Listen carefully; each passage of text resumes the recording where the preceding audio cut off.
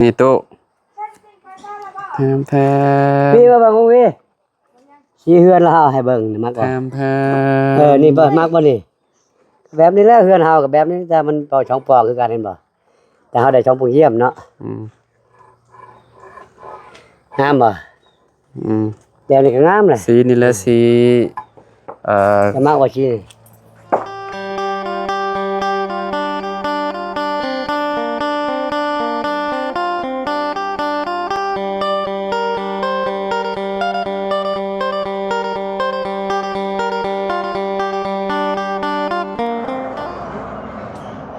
เอาสบายดีเด้อสวัสดีพี่น้องเนาะสบายดีโอ้ประตูเป็นสร้างน้ำประปาเองเลยเนาะจะกอกต่อเอาเขาบอกมาแล้วโอเคเลยต่อเอาเลยยังต่อเอาจะได้จะกอกเพราะว่าเพิ่นต่อขึ้นมาจากนี่แล้วบ่ยากดอกมันบ่ได้เฮาปิดเอาเลยเอาตู้เอาไว้อยู่กล่องนี้อยู่นี่เนาะกล่องนึงไว้อยู่พุ่นเอาทอไม้มาบ่ลูกกล่องอยู่นี่ไปซื้ออยู่ใช่ทอคือแดนซื้ออยู่บ้านแสดงบ่อยู่บ้านดงมันใกล้กว่าบ่จักแบบไปฉากโทรศัพท์แล้วซื้อเลยอ๋อไปฉากโทรศัพท์อยู่พุ่นโอ้ปินก่อนไปพุ่นปินมาคอยเลยใช่ลองดูปวดท้องอยู่บนมือแล้วพี่น้องโอ้ยเป็นโรคกระเพาะอะไรแบบเจ็บท้องอยู่หุ่มอยู่ยากเลยประตูน้อยลุงเฮิมเบ้าแย่บางเช้านี่ลุงเฮิมเบ้าแย่บางเช้าใช่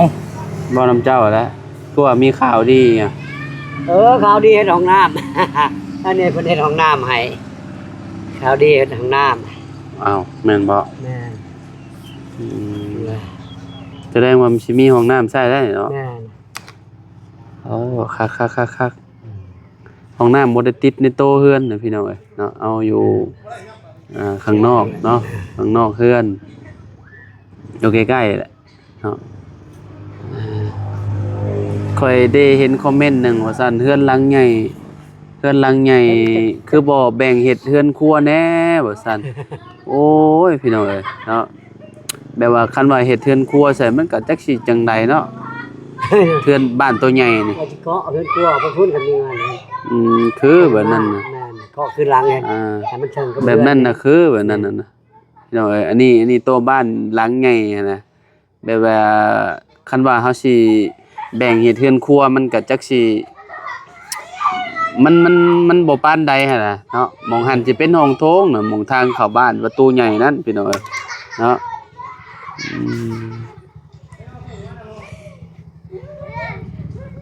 เนาะประตูน้อยเฮ็ดเองเลยจัดการเองเลยแหละดีเขาบอกอยู่เฮ็ดได้อยู่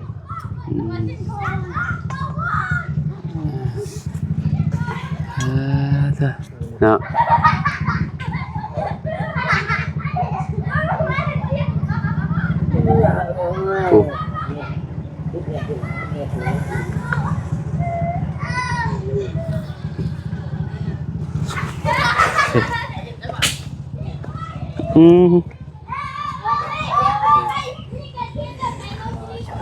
มาฮอดพี่เนาะ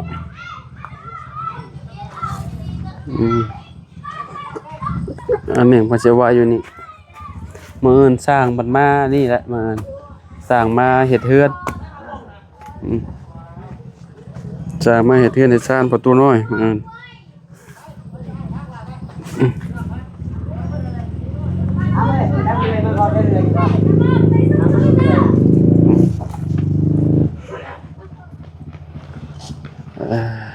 เฮ็ดเรื่อยๆเลย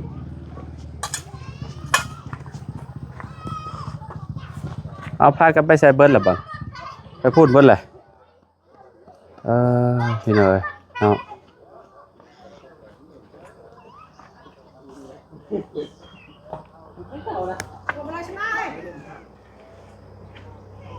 เบิ่งประตูน้อยต่อท่อก่อนสิผ่านบ่ สิได้อยู่ดอกเนาะ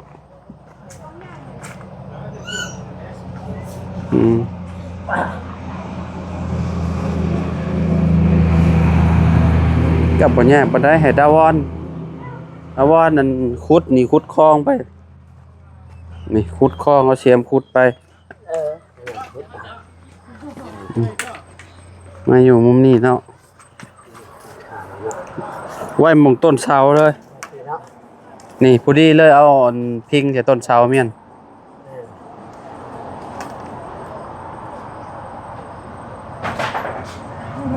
บายดีมาเตเซอร์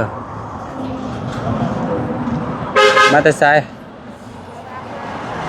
ฮะไปอาบน้ำน้ำนั่นนี่ยังบ่นั่นติยังต่อยังบ่แล้วต่อแล้วอาบอยู่นี่เลยมันมีบ่ทันออกอยู่ในนี่เมียเหยียบตะปูเมื่อวานนี่ติโอ้ยยนลิเพิ่นบ่ได้ขุดดินข่อยขุดเฟี้ยวก็คือดินบ่มเรียบร้อยแล้วนะบ่มแล้วมื้อแรกยังบ่มอีกบ่มเดียวนี่มันไหลออกทางคนทางเปื้อนมื้อแรงค่ำๆหม้อเปิดบ่มมันบ่มไว้บ่มเห็นดินมันแจบเวลาเพิ่นเทมันจังบ่ยุบโตเพิ่นหายอยู่ขอต่อนี่โอ้ยเนาะเอาเลยไปชื่อเอาหาบอกเอากะต้นนั้นจะซื้อมาจากอันบ่ย่านเอาไว้ต่อทนายมันก็ใส่2อันคือกันแม่นบ่ต้องใส่2อันนะว่าจะถึกแหละเจ้าซื้อมาจากอันแต่ว่าเชื่อกอนี่นะตัวนี้นะบ่เจ้าซื้อมาเพิ่มมันนึงบ่โอ้ยอันเดียวน่ะเนาะเอาไว้ต่อทนายเอาเลยมาพอ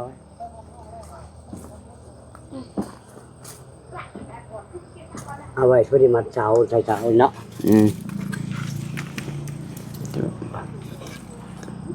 อันนี้ก็ได้พอดีมองหั่นแหละมัดเลยแปลงยังไงพอดีมัดเสา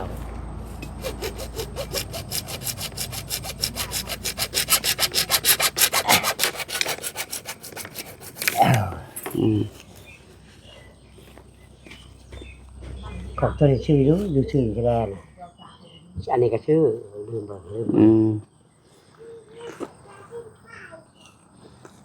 เป็นกาวจอดจะพุ่นนะอาวอนพังบ่ได้เลิกปานใดพังบ่เลิกให้พังใหม่นะประมาณนี่เห็นแล้วลูก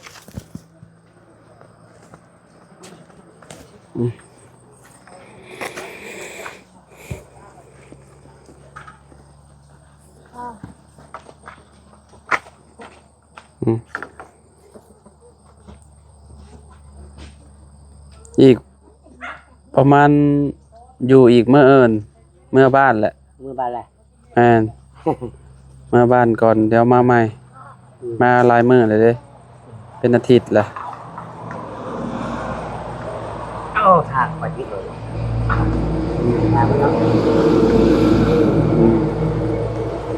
ลูกเพิ่นแน่ผู้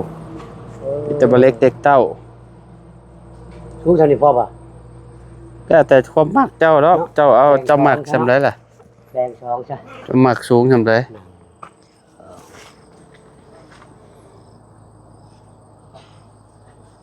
เชื่อมันเองนะครับแดง2สักบ่ได้แล้วแต่มันมีกอกยานี่เนาะ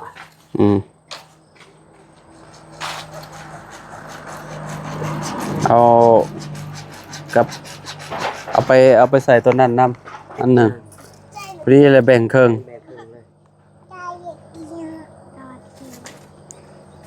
มือน่ะเจ้าไปถือยังมือเจ้า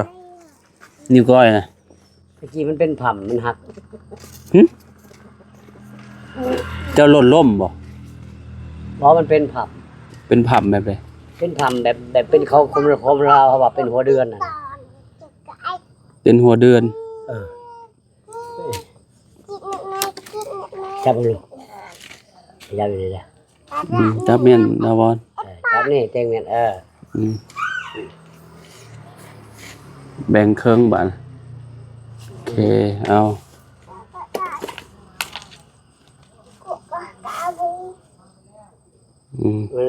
แบ่งครึ่งสบาย ตัดบัด ครึ่งยาวเนาะ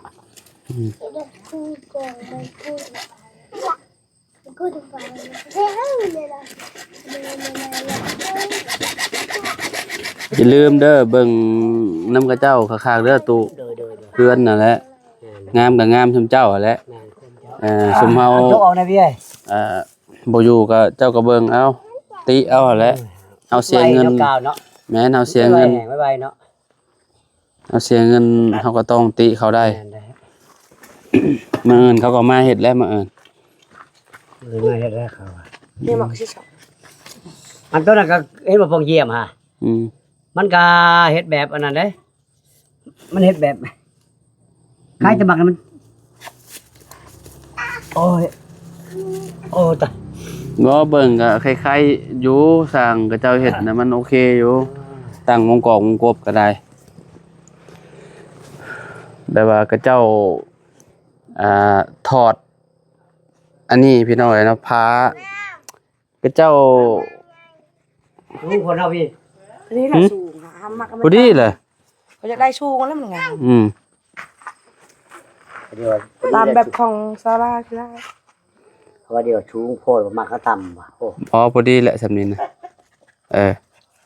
เวลาสบเจ้าวางทางวางหยังเด้สมมุติว่าทางมันสูงก็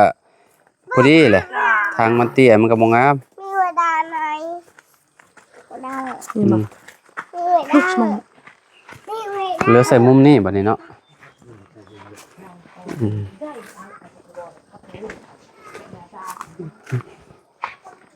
ก็เจ้าเทกันเปื้อน โอ้พอดีงาม เทไอ้อันนั้นเอาโมเมนต์กันเปื้อนเทเทคานพี่น้อยคานวางวงกบ มันก็ไหว แต่ว่าก็เจ้าแกะออกช่วงมันแห้งบกคักปานใด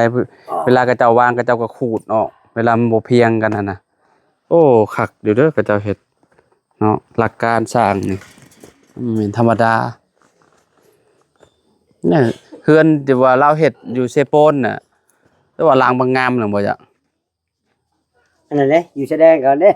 ทางหลังวัดก็แม่นเราเฮ็ดได้ แม่นบ่ โรงแรมมันเด้โรงแรมสีขาวอ่ะ แม่นเรา เฮ็ เฮ็ ด ด ได้ เด้ คาถาเบิ่งตัวจริงนำกัน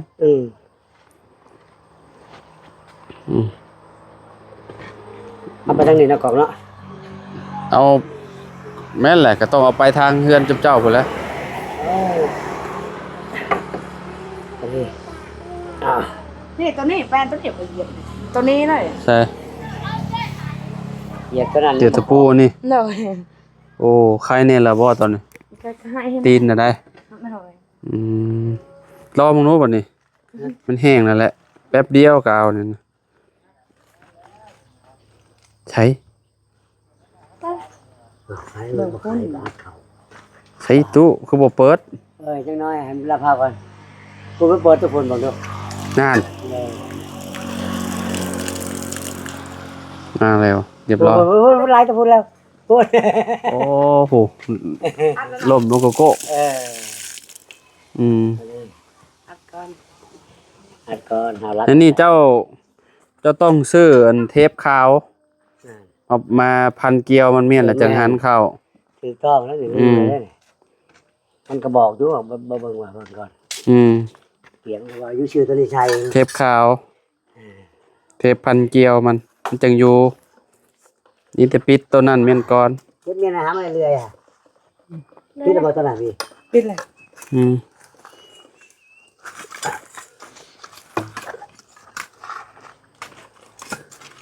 น้องแต่งจริงไปใช่แหละไปพุ่นเพราะฮะ ไปห้องงานป่ะไปห้องงานไผ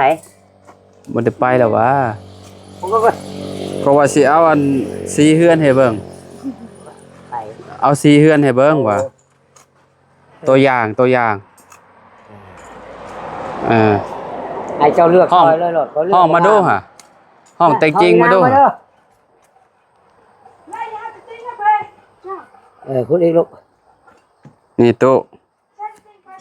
แพมแพม พี่มาเบิ่งพี่ชี้เฮือนเราให้เบิ่งมัก แพ บ่ มแพม นี่บ่มักบ่นี่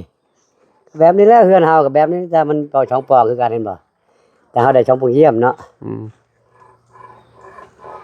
งามบ่ อืม แบบนี้ก็งามเลย สีนี่แหละสีแต่มากกว่าชี้ ชื่อไม่หรอก หึมักสีได้ล่ะสีนี่บ่มักบ่ ถามน้องติ้งก็ อืมสวีบ่มักสีนี่พี่น้องเอ้ยนะเนาะเขาว่าสีนี่แหละมันสะอาดสะอ้านดีเอาสีแล้วสีนี่แหละมันสะอาดสะอ้านดี ที่นี่ก็ได้ บ่ตามใจสมเจ้าหั่นแหละแต่ว่าเอาให้เบิ่งตัวอย่างซื่อ แต่ว่าน้องกันบางที่ได้งาม ๆหึ น้องกันบางที่ได้งามเบ๊กมันบ่ได้ติดปานใดหรอกจ้ะ สีบ้าน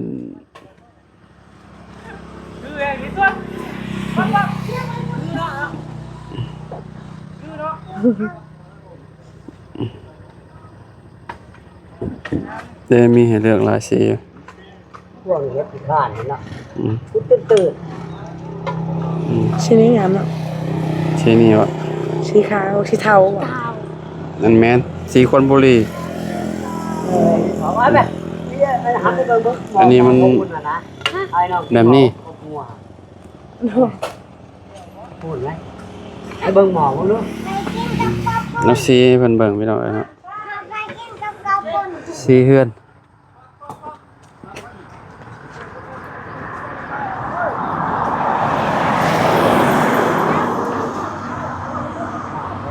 อ่ะกะสิ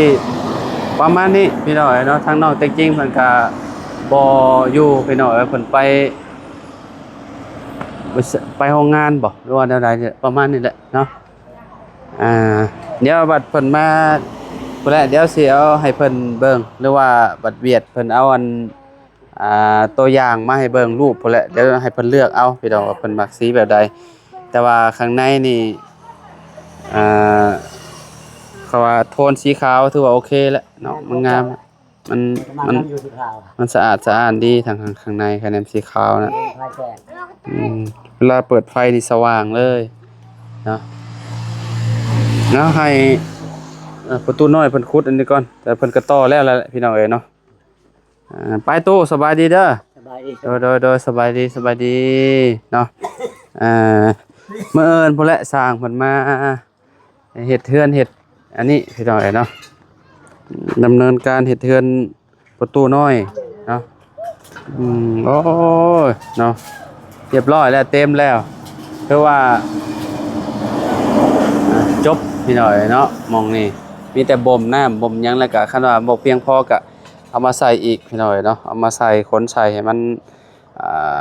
บ่ได้มันรูปมันหยังเนาะบัดเพิ่นเทพื้นบัดเพิ่นปูกะโลพุ่นแหละเนาะเอาไปแล้วตาบอนสบายดีเด้อไปสวีพ่อกันใหม่เนาะเพราะว่าสร้างเพิ่นยังบ่มาแล้วก็บ่ได้นั่นพี่น้อยบ่ได้ล้มได้หยังครับสร้างพี่น้อยเนาะทางเรือนเพิ่นก็ยังได้ประมาณนี้เอาล่ำลาแล้วอยู่ดีมีแฮงพี่น้องสบายดีเด้อบักยาวเด้อโดย